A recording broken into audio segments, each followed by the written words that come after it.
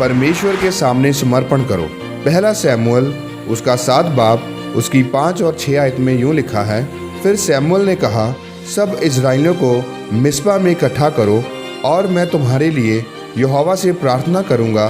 तब वह मिस्पा में इकट्ठे हुए और जल भर के यहोवा के सामने उंडेल दिया और उस दिन उपवास किया। और वे कहने लगे कि हमने यहोवा के विरुद्ध पाप किया है। और शमूएल ने मिस्पा में इजराइलियों का न्याय किया। मेरे प्रियो, बाइबल में लिखा है कि फलिस्ती लोग इजराइलियों को बहुत सताते थे, उन्हें दुखी करते थे। इसलिए शमूएल ने सभी इजराइलियों को मिस्पा में इकट्ठा किया ताकि फलिस्तियों के साथ युद्ध लड़े और उन पर विजय प्राप्त करे।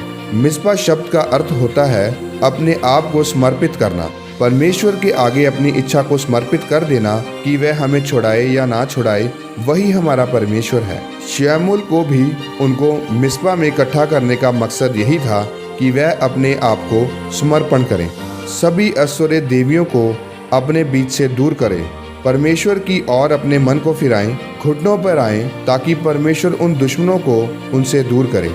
शमूएल ने कहा कि तुमने पाप किया, इसीलिए परमेश्वर ने उन दुश्मनों को तुम पर भेजा, लेकिन अब अगर तुम तौबा करोगे तो ये दुश्मन तुमसे दूर हो जाएंगे।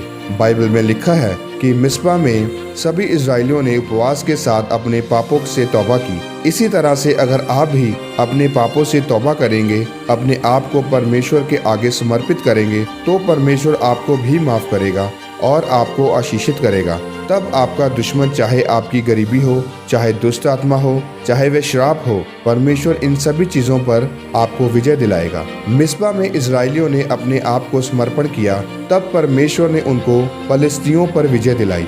लिखा है कि तब शमूएल ने शेम और मिस्पा के बीच में एक पत्थर रखा, जिसको उसने अबनेजर का नाम दिया, जिसका मतलब है सहायता का पत्थर।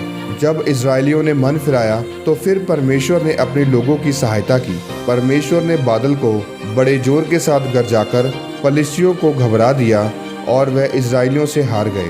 ये तब संभव हुआ जब इजराइलियों ने परमेश्वर के सामने अपने आप को समर्पित किया। मेरे प्रियो, उसी तरह से जब परमेश्वर आपके जीवन में काम करना चाहते हैं तो वह मददगार को भेजते हैं। परमेश्वर कभी भी किसी का पक्षपात नहीं करते। अगर आप परमेश्वर के साथ पवित्रताई में चलने का प्रण करते हैं तो परमेश्वर आपके जीवन में, आपके परिवार में आपको ऊंचा और आशीषित करते हैं।